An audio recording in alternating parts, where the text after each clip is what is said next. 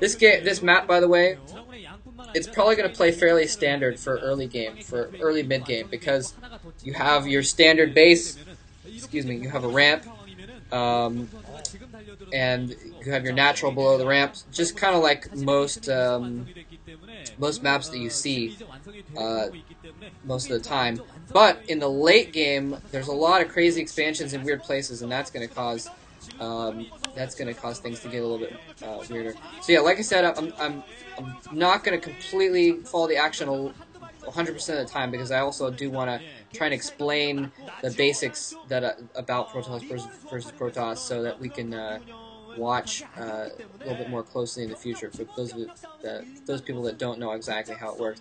And you know, I'm not claiming to be an expert at it either, so you know, don't go off and say, oh, Moltrap told me that this is what I need to do to play Gosu and all that, because I am not really that good of a player. I'm just going off of what I noticed that the pro players do and what their common strategies are and that sort of thing. So, but yeah, so we noticed there was the focus firing. That's one of the main bits of micro that you see when in Protoss versus Protoss. You want to, especially in low numbers, you want to focus Dragoon fire on. Oh, he's picking off that observer. Very, very nicely done. If you can deny intelligence, not let the other person know what you're doing, that's very, very critical. Well, in any matchup in the game of StarCraft, actually. Both players macroing up a lot, just a lot of gateways here. So yeah, in small numbers, you want to focus fire and try to pick off single Dragoons, because even if a Dragoon has one hit point, it can still fire at you. So you want to pick off those Dragoons one by one and lower the amount of firepower that your enemy has. There's also a lot of strategy in the ratio of Zealots to Dragoons.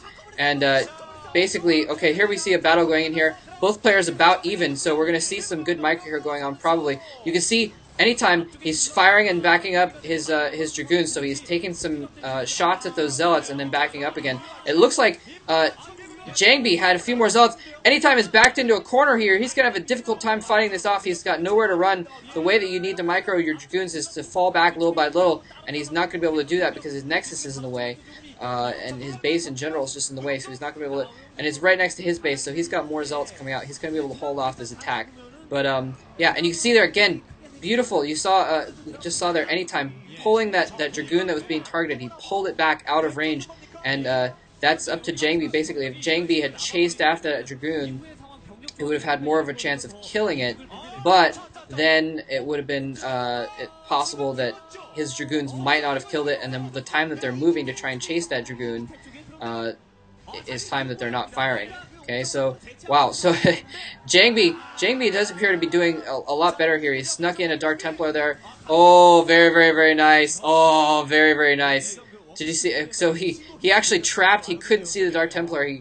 He huddled all of his forces around that Dark Templar and trapped it there and held position, made sure that Dark Templar couldn't get into his base while his observer made it over there. And once his observer went over, and yeah, JangBi has just been playing like a monster lately. By the way, a month ago I would have placed JangBi at number 6, and instead of he might be the #1 Protoss in the world right now, honestly, because Stork has been playing that great. Basically, if we look at the last 3 weeks, JangBi is the top Protoss in the world. If we look at the last 3 months, Stork is, I believe. There's some debate there, but, you know.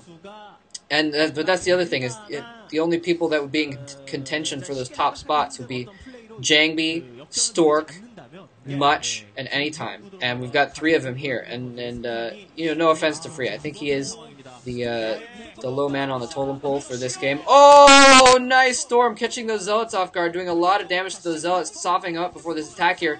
Oh, 3 Storms all over those Zealots, and Anytime doing a pretty decent job of holding off. Anytime coming in with forces from behind, he can't let those Templar get stormed to death. If he lets those Templar get stormed to death, he needs to save those Storm for JangBi's army. And those Templar do survive. It looks like he's running away from those Zealots there. Again, this battle pretty evenly matched though at this point. But in the long-term game, JangBi, I think, has the advantage here because, oh, Templar getting picked off there. Storming himself, doing a little bit of damage to that Zealot. But JangBi is now taken to 3rd base, and both players' mains are going to be mined out. So if Anytime doesn't take a base or 2 very quickly, then he's going to be way behind. There's JangBi's hands there moving around. That's him right there. Very, very concentrated. He's not moving around a lot. sometimes you see gamers moving their hands around even when nothing's going on. JangBi almost in a relaxed position, it looked there, and like I said, he's just been playing really, really great lately. It's been fun to watch him play. He was the culprit of that mass storm on Nada. That was the most beautiful thing I've seen in my life, and wow. Jeez, so anytime is a little bit. He's desperate here. He's gone with almost entirely zealots. And Templar. He doesn't have the money to add too many goons to that mix. It looks like, and that's what I was saying before. Is the mix of another storm going off. If he can storm JangBi's Templar, he might be able to come out ahead in this battle. He storms one of the Templar, gets a good storm off on those zealots as well. So there's actually a possibility that anytime might be able to take this battle after all. If he brings if he gets some more dragoons in, it looks like he does have some reinforcements coming in. So. But all this, the Archon's just too much for those Zealots. And, yeah, anytime Zealot wall just folding there. And it's a good thing for any time that JangBi doesn't have Templar anymore. If he did, he would have won that battle very easily. But anytime realizes that he just wasn't going to win that game. He was just way too far behind, and JangBi was up in expansion. Anytime was probably running out of minerals in his main base as well. So... yeah, JangBi pulling out very, very convincing win here. And I think, I honestly couldn't tell you where the point was that the tide turned. But I think it just had to do with just JangBi just taking a slight advantage in each engagement due to just a little bit better micromanagement of his units. And I'm not sure why Anytime went with all Zealots towards the end there. Without mixing it up a little bit in his army. Again, it could have been just the economics of what was available to him.